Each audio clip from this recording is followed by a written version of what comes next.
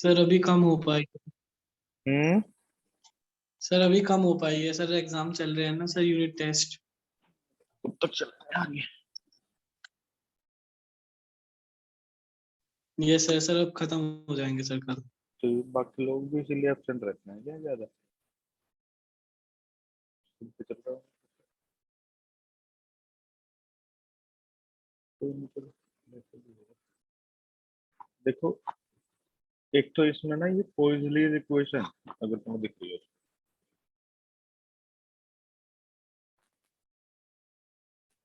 दिख रही है, व्हाइट बोर्ड ही दिख रहा है तुझे?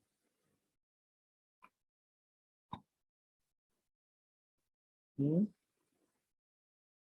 हेलो।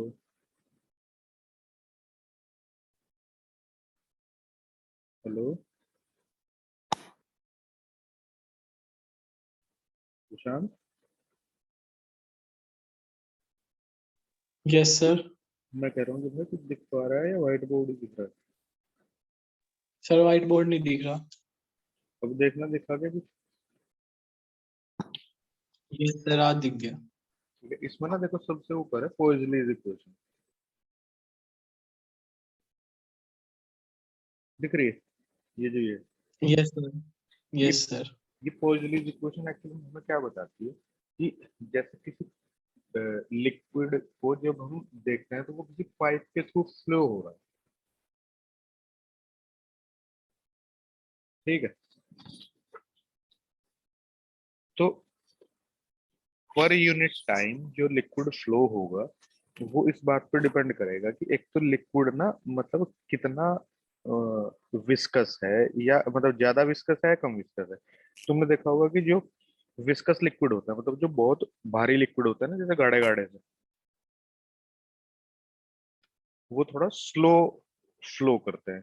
और जो बहुत लाइट होता है पानी की तरह, वो थोड़ा तेजी से फ्लो कर जाते हैं। समझ रहे हो ये बात? अब कुछ बीच में बोलते रहोगे तो यार पता चलेगा कि मेरी आवाज जा रही है। सर बोर्ड नहीं दिखाई दे रहा। नहीं, बोर्ड पे तो मैं लिख ही नहीं रहा ना, मैं तो ये पॉइजलीज इक्वेशन का ये भेज रखा है, तुम्हें ये भी नहीं दिखाई दे रहा? नहीं सर, और बहुत ज्यादा नेटवर्क प्रॉब्लम हो रही ना, तो आपकी आवाज भी सही से नहीं आ रही। पता नहीं क्या ही दिक्कत है। ये फिलहाल तुम्हें क्या दिख रहा है ये बताओ जरा। सर मुझे तो कुछ भी नहीं दिख रहा, बस वो नेटवर्क की वजह से। अब दोबारा देखना जरा, अब भी नहीं दिख रहा क्या?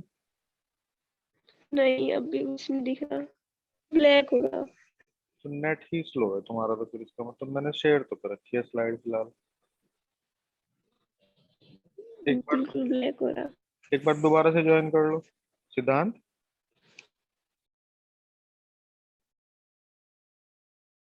सिद्धांत कुछ भी तो तैयार नहीं है। Yes sir. अरे कुछ दिखाई दे रहा है बोर्ड पे? नहीं दिखाई दे रहा है? पोइजन इक्वेशन लिख रही है सर। हाँ यार, आज ना मेरी सिचुएशन थोड़ी ठीक है, हाथ में इतना बुरा दर्द है बहुत तेज, तो मैं ना इधर स्लाइड पे ही पढ़ा रहा हूँ, लिख नहीं पा रहा, लेटा पढ़ा रहा था। तो मैं ये बता रहा था तुम्हें कि ये पॉइजलीज इक्वेशन सुन पा रहे हो? Yes sir. इस पॉइजलीज, मुझे नहीं आ रही। फिर कैसे करेंगे? दोबारा ज्वाइन करके देख एक बार फिर से, तेरे नेटवर्क में दिक्कत नहीं तो फिर मैं रिकॉर्डिंग भेज दूंगा। पॉइजलीज इक्वेशन हमें क्या बताती है भाई कि सर जब ठीक है, रिकॉर्डिंग। ये हमें ये बता रही है कि हम जब किसी लिक्विड के थ्रू, सॉरी, किसी पाइप के थ्रू किसी लिक्विड को फ्लो होते हुए देख रहे हैं, तो पर यूनिट टाइम कितना लिक्विड फ्लो होगा, ये किस किस बात पर डिपेंड करता है। ठीक है सर। देखो, कुछ लिक्विड तो ऐसे होते हैं जो ज्यादा विस्कस होते हैं, कुछ ऐसे होते हैं जिनकी विस्कोसिटी थोड़ी कम होती है, वो इजीली फ्लो कर जाते हैं। हाँ सर। तो इसका मतलब जो विस्कोसिटी है, मतलब लिक्विड कितना भारी है, मतलब तुमने देखा होगा जैसे ग्रीस नहीं होता, बहुत ज्यादा विस्कस होता है। Yes sir. जो पानी है वो बिल्कुल लाइट सा होता है, स्पिरिट या पेट्रोल और भी हल्के होते हैं। जी सर। तो ज्यादा विस्कस लिक्विड का फ्लो थोड़ा कम होता है। ठीक है सर। और जो कम विस्कस लिक्विड होते हैं वो इजीली फ्लो कर जाते हैं। तो एक तो इस बात पे डिपेंड करता है भाई कि जो अमाउंट ऑफ लिक्विड फ्लो हो रहा है पर यूनिट टाइम वो लिक्विड की विस्कोसिटी के ऊपर भी डिपेंड करता है। दूसरा, जो ट्यूब जिसके अंदर से लिक्विड फ्लो हो रहा है उसकी लेंथ पे भी डिपेंड करता है। ठीक है। ठीक है सर। फिर भाई देखो, जो बड़ी ट्यूब होगी जिसका क्रॉस सेक्शनल रेडियस बड़ा होगा उसमें से यूनिट टाइम में ज्यादा लिक्विड फ्लो कर जाएगा, जो नैरो ट्यूब होंगी उसमें से कम करेगा। Yes sir. अब तुम ये देखो जैसे तुमने देखा होगा कि हम होली पे ना पिचकारी से खेलते हैं सभी। Yes sir. तो अगर हम पीछे से पिचकारी को जोर से दबाते हैं तो ज्यादा लिक्विड तेजी से बाहर आता है, और स्लो दबाते हैं तो स्लो मोशन में बाहर आता है। हाँ सर। इसका मतलब पीछे वाले एंड और आगे वाले एंड के बीच में कितना प्रेशर डिफरेंस है, इस बात पे भी ये डिपेंड करता है कि कितना अमाउंट ऑफ लिक्विड बाहर निकलना है। जी सर। तो तुमने डायमेंशन वाला चैप्टर पढ़ा होगा, थोड़ा आइडिया होगा उसका। Yes sir. तो जब हम एक किसी फिजिकल क्वांटिटी को दूसरी फिजिकल क्वांटिटी के ऊपर डिपेंडेंसी देखते हैं तो हम उनमें एक रिलेशन एस्टेब्लिश करने की कोशिश करते हैं। हाँ जी सर। तो जितनी डायमेंशन के ऊपर amount of liquid flow through a pipe depend करता है, उनमें से एक तो है विस्कोसिटी, एक है pressure difference between the two ends, एक है cross sectional radius of the tube, और दूसरा है लेंथ ऑफ द ट्यूब। तो जब इन सारे के सारे पैरामीटर्स के ऊपर हमने एक रिलेशन स्टेब्लिश करने की कोशिश करी with amount of the liquid flow per unit time through a tube, तो वो ये फॉर्मूला बन के आया जो तुम्हारे सामने लिखा है, V/T equal to pi P R to the power 4 upon 8 eta L. ठीक है सर। ये P जो है भाई ये प्रेशर डिफरेंस है between the two ends, R radius है उस ट्यूब की जिसके थ्रू लिक्विड फ्लो हो रहा है, ईटा विस्कोसिटी कांस्टेंट है लिक्विड का, ये अलग अलग होता है सबका दिया होता है, और एल जो है वो लेंथ ऑफ द ट्यूब है। ठीक है सर। अब इसके लिए तुम ये मत पूछो कि सर ये आया कैसे, ये हमने बुक्स में भी जो देखा है तो वो सिर्फ और सिर्फ इसी तरह से देखा है कि डायमेंशनल एनालिसिस के बिहार पे हमने इनमें एक रिलेशन एस्टेब्लिश करने की कोशिश करी ठीक है सर। है ना भाई। अब तुम ये देखो कि जब कोई बॉडी किसी लिक्विड के अंदर से ट्रेवल करती है तो वो लिक्विड जो है उसका फ्रिक्शन की तरह से अपोज करता है, समझ गए ना। Yes sir. तो उस फ्रिक्शनल फोर्स को यहाँ पे हम लोग विस्कस फोर्स कह रहे हैं। ठीक है भाई। Yes sir. और उसकी जो कैलकुलेशन है वो सिर्फ और सिर्फ एक स्फेरिकल बॉडी के लिए कैलकुलेटेड है। ठीक है सर। अगर कोई बॉडी स्फेरिकल बॉडी नहीं है तो हम उसको एक नियर अबाउट स्फेरिकल बॉडी में इक्विवेलेंटली कन्वर्ट कर लेते हैं वॉल्यूम कंजर्वेशन से।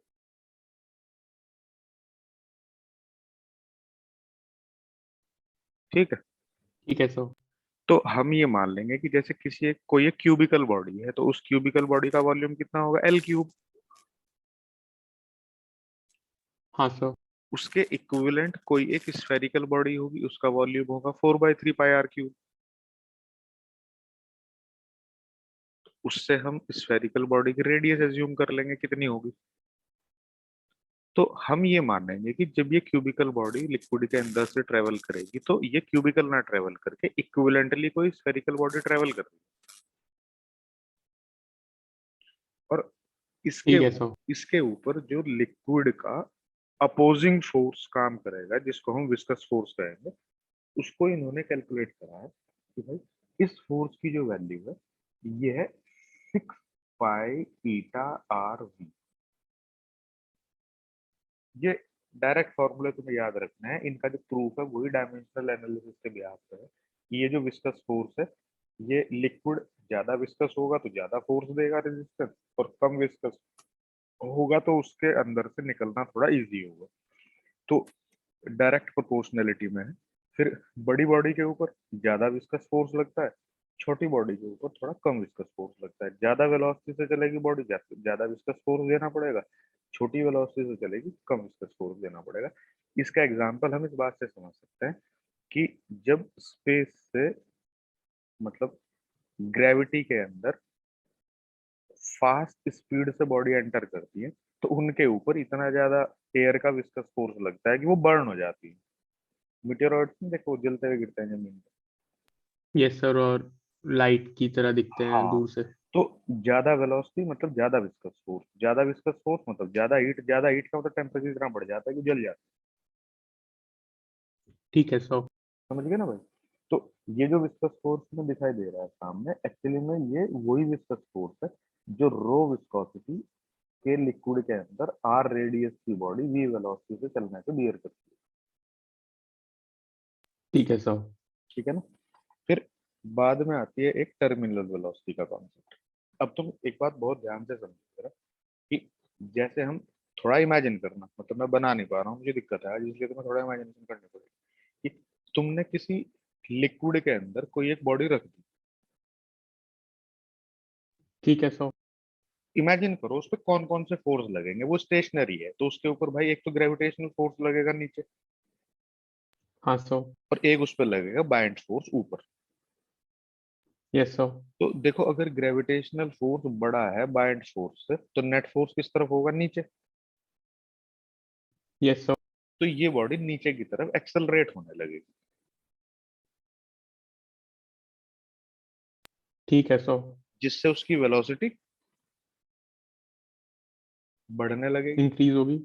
अब क्या होगा भाई कि जैसे ही बॉडी स्टेशनरी थी तो उसके ऊपर विस्कस फोर्स तो काम कर नहीं रहा था, हाँ सर। पर जैसे ही वो चलना शुरू होगी तो उसके ऊपर विस्कस फोर्स भी काम करना शुरू कर देगा। ठीक है सर।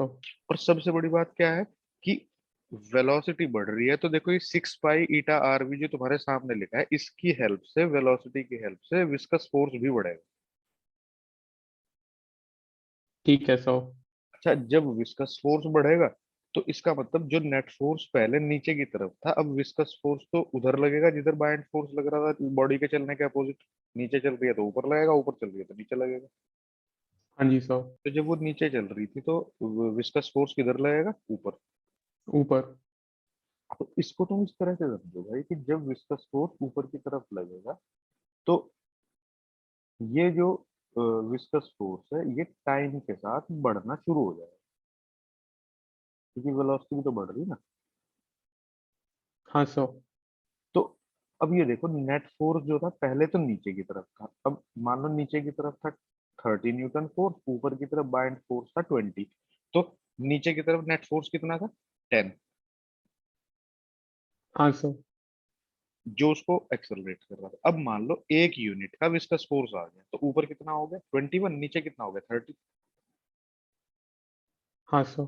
वेलोसिटी और बढ़ गई तो विस्कस फोर्स और बढ़ गया, पता चला विस्कस फोर्स बढ़ के 2 यूनिट हो गया। तो अब नेट फोर्स नीचे कितना हो गया? 8। Yes sir. तो जिससे वेलोसिटी और बढ़ेगी, विस्कस फोर्स और बढ़ेगा, तो विस्कस फोर्स पहले 1 था, अब 2 हो गया, अब 3 हो गया। तो तुम ये देखो, जैसे जैसे विस्कस फोर्स बढ़ रहा है वैसे वैसे ही इस बॉडी के ऊपर नेट फोर्स कम होता जा रहा है। हाँ जी सर। तो एक इंस्टेंट तो वो होगी ना कि जब अपवर्ड फोर्स जो 20 न्यूटन था बाइंड फोर्स, और विस्कस फोर्स जब 10 हो जाएगा, तो ये दोनों मिलकर 30 न्यूटन के वेट को बैलेंस कर देंगे। उस टाइम पे नेट फोर्स क्या हो जाएगा? 0। जीरो। जब इस बॉडी पे नेट फोर्स 0 होगा तो उस टाइम ये एक्सेलरेट होना बंद हो जाएगा। हाँ सर। और भाई जब ये एक्सेलरेट होना बंद हो जाएगी तो उस टाइम क्या कहेंगे हम कि इसके ऊपर अब इसकी वेलोसिटी आगे जो अचीव कर चुकी थी ये कांस्टेंट रहेगी, फर्दर चेंज नहीं होगी। Yes sir. तो इसी वेलोसिटी को हम टर्मिनल वेलोसिटी कह रहे हैं। ठीक है सर। देखो क्या लिखा है यहाँ, मैं तुम्हें एक्सप्लेन कर देता हूँ, ध्यान से देखो। यहाँ पढ़ो जरा, when a solid body move in a liquid, forces acting on it are its weight downward, upthrust जो कांस्टेंट है ऊपर की तरफ, विस्कस फोर्स जो वेरिएबल है और अपवर्ड एक्ट करेगा। हाँ sir. As weight is greater than upthrust, so body moves downward with accelerated motion and so its speed increases. Yes. Due to which viscous force increases and at some moment viscous force and bind force together balances the weight where speed becomes constant. हाँ, force net 0 हो जाएगा। Zero हो जाएगा और यही velocity जो है भाई वो टर्मिनल वेलोसिटी कहलाएगी। तो टर्मिनल वेलोसिटी जब अचीव होगी तो उस टाइम पे नेट फोर्स क्या होगा? कांस्टेंट होगा। नेट फोर्स तो 0 ही होगा ना। नेट फोर्स सॉरी जीरो होगा, वेलोसिटी कांस्टेंट होगी। Yes sir. तो जिस टाइम टर्मिनल वेलोसिटी अचीव हुई, हमने मान लिया कि उस टाइम उसकी वेलोसिटी v है, तो उस इंस्टेंट पे हमने उसके ऊपर फोर्सेस मार्क कर दिए। Downward force weight mg, yes. Volume into density of body into g equal to upthrust weight of the liquid हाँ सर। Volume of the body density of liquid into g और एक 6 पाई ईटा आर भी जो हमने अभी कैलकुलेट करा था। Yes sir. बस इस इक्वेशन से हमने वेलोसिटी कैलकुलेट कर दी है जो vt है। बस फोर्सेस को इक्वेट ही तो कर रखा है बस सर। यही तो कर कह देखो जो हमने लॉज ऑफ मोशन में पढ़ा है बस उतना ज्ञान हमने लगाया है, दिमाग को जो फालतू नहीं लगाया। इसलिए तो मैं कह रहा था कि जो बेसिक एजुकेशन है बहुत ज्यादा जरूरी है। जी सर। ये बात समझ आ गई भाई? आगे सर। कोई डाउट हो तो बता दो एक बार। नहीं है सर। आगे जो नेक्स्ट हेडिंग है वो है critical velocity and Reynolds number. अब तुमने ये देखा कि एक जो फ्लो होता है वो होता है स्टेडी, दूसरा होता है टर्बुलेंट। ठीक है ना? हेलो, अरे आवाज चली गई क्या भाई? हेलो, आवाज आ यस रही सर। है? आवाज आ रही है? आ रही है सर। आज सब तरफ से ही समस्या है। हाँ, तो मैं तुम्हें कह रहा था कि भाई क्रिटिकल वेलोसिटी और रेनॉल्ड्स नंबर में मैंने तुम्हें कहा था कि एक तरह का जो फ्लो है वो होता है टर्बुलेंट, एक तरह का होता है स्टेडी। बताया था ना ये तो मैंने चैप्टर यस की सर। स्टार्टिंग में। हाँ सर। स्टेडी फ्लो वो है जिसमें किसी एक पार्टिकल को क्रॉस करते टाइम सब पार्टिकल एक ही डायरेक्शन में और एक ही वेलोसिटी से चलते हैं। Yes turbulent sir. में ऐसा कोई कंपल्सन होता नहीं। तो इन्होंने क्या करा कि इन्होंने ये देखा कि फ्लो स्टेडी होगा या टर्बुलेंट होगा। इन्होंने कहा कि वो किस किस पैरामीटर पर डिपेंड करता है। इन्होंने कहा कि भाई वो लिक्विड की डेंसिटी पर डिपेंड करता है, फ्लो स्पीड पर डिपेंड करता है, और जिस ट्यूब के अंदर से लिक्विड फ्लो हो रहा है उसके डायमीटर पर डिपेंड करता है, और विस्कोसिटी कोएफिशिएंट पर डिपेंड करता है। ठीक है? ठीक है सर। तो इन्होंने क्या किया कि जैसे जैसे वेलोसिटी हम कम रखते हैं तो तुमने देखा होगा कि कम वेलोसिटी का फ्लो थोड़ा स्टडी फ्लो होता है। हाँ सर। जैसे जैसे हम वेलोसिटी बढ़ाते हैं तो जो फ्लो है वो स्टडी से टर्बुलेंट फ्लो की तरफ जाने लगता है। हाँ सर। तो इन्होंने क्या करा कि इन्होंने ये कहा कि भाई एक वेलोसिटी ऐसी है कि जिस वेलोसिटी के ऊपर अगर हम निकलते हैं तो वेलोसिटी बढ़ने से फ्लो टर्बुलेंट हो जाता है, और उस वेलोसिटी के नीचे का जो फ्लो है वो स्टडी है। ठीक है? Yes sir. तो उस वेलोसिटी को इन्होंने कहा कि वो क्रिटिकल वेलोसिटी है जहां पे फ्लो स्टडी से टर्बुलेंट होता है। उससे ऊपर जाएंगे तो टर्बुलेंट हो जाएगा। उससे ऊपर जाएंगे तो टर्बुलेंट हो जाएगा। तो जिस मोमेंट पे ये ट्रांजिशन फेज आता है वो वेलोसिटी क्रिटिकल वेलोसिटी। ठीक है सर। तो इन्होंने एक कांस्टेंट डेराइव कर लिया फिर किसी गिवन ट्यूब के थ्रू फ्लो होने वाले लिक्विड के लिए कि n equal to rho v d upon eta. Rho कितनी डेंसिटी का लिक्विड, वी किस स्पीड से फ्लो हो रहा है, डी किस डायमीटर के ट्यूब में से जा रहा है, और उस लिक्विड के फ्लो होने वाले लिक्विड की विस्कोसिटी कोएफिशिएंट क्या है, ईटा। ठीक है ठीक है भाई? सर। तो इन्होंने ये नंबर निकाल लिया एन, इसको इन्होंने कहा ये रेनॉल्ड नंबर है। ठीक है सर। तो इन्होंने ये कैलकुलेशन करी कि भाई अगर किसी फ्लो होने वाले लिक्विड के लिए ये नंबर 2000 से कम है, 2000 से लेस है, तो यस सर। किसी से कुछ नहीं पूछना, सीधा कह देना कि ये फ्लो स्टडी फ्लो होगा। जी सर। और अगर तो ये नंबर 3000 से ज्यादा है तो किसी से तो कुछ नहीं टर्बुलेंट। पूछना, तो सीधा टर्बुलेंट फ्लो होगा। कि भाई 2000 से नीचे अगर ये रो वी डी बाई ईटा है तो उस ट्यूब के थ्रू फ्लो होने वाला जो फ्लो है, लिक्विड फ्लो कर रहा है, वो स्टडी फ्लो में चलेगा। और अगर ये नंबर 3000 से ज्यादा होता है तो यही फ्लो फिर टर्बुलेंट हो जाएगा। एग्री हो ना इस बात से? Yes sir. तो फिर इन्होंने कहा कि भाई 2000 और 3000 के बीच में क्या होगा? तो इन्होंने कहा कि भाई 2000 से 3000 के बीच में अगर ये नंबर है तो उस फ्लो को हम अनस्टेबल फ्लो कहें। ठीक है सर। वो अभी अभी 1 सेकंड के लिए हमें स्टडी फ्लो दिख रहा है, अगले ही मोमेंट पे कब टर्बुलेंट हो जाएगा हमें पता ही नहीं चलेगा। ठीक है सर। या फिर वो अभी अभी टर्बुलेंट दिखाई दे रहा है, अगले मोमेंट पे स्टडी हो जाए तो हमें तब भी नहीं पता चलेगा। Okay sir. तो ये जो नंबर है रेनॉल्ड्स नंबर, बेसिकली ये सिर्फ हमें स्टडी फ्लो और टर्बुलेंट फ्लो की नेचर बताता है कि किसी गिवन डायमीटर के पाइप के थ्रू किसी गिवन स्पीड से अगर कोई लिक्विड फ्लो कर रहा है जिसकी डेंसिटी और विस्कोसिटी कोएफिशिएंट गिवन है, तो हम एक नंबर कैलकुलेट कर लेते हैं रो वी डी बाई ईटा। अगर ये नंबर लेस देन 2000 है तो भाई स्टडी फ्लो है, ग्रेटर देन 3000 है तो टर्बुलेंट फ्लो है, और बिटवीन 2000 और 3000 ये एक अनस्टेबल फ्लो होगा जिसका हमें भी पता ही नहीं ठीक है सर। चलेगा भाई। बस अब इसमें इस चैप्टर में एक छोटा सा आर्टिकल रह रहा है कि जब किसी कंटेनर से हम लिक्विड को खाली करते हैं तो उसके खाली होने में कितना टाइम लगता है। कल वल को करा दूंगा, तुमने इसकी प्रॉब्लम करी थी क्या? करिए सर। कुछ हुई है? नहीं थोड़ी बहुत? हुई है, प्रॉब्लम आ रही है सर। कितनी आई? 15 तक करिए, उसमें 3-4 आ गई हैं। चलो कोई नहीं, मैं करा दूंगा। अगर मान लो तुम्हें प्रॉब्लम आ रही है तो वो लिख दूंगा। ठीक है सर। ठीक है, कल देख लेंगे भाई।